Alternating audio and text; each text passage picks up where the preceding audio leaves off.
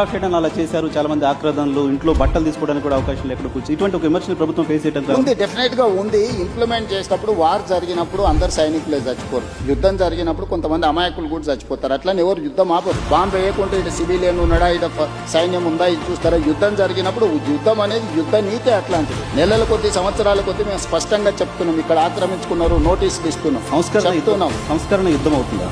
ఇప్పుడు జరుగుతూ ఉంది కదా సంస్కరణలు అనేది. ఇప్పుడు యుద్ధం లాంటిదే. ఈ రోజు నేను ఆక్రమించుకున్న చెరువులు ఎవరు ఆక్రమణదారులే కదా.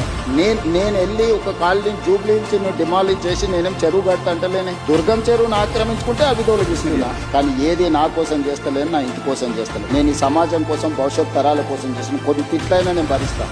నా స్వార్థం కోసం నేను పార్కును, కేబీఆర్ పార్కు కబ్జా పెట్టుకుంటే తిడితే అది తప్పు.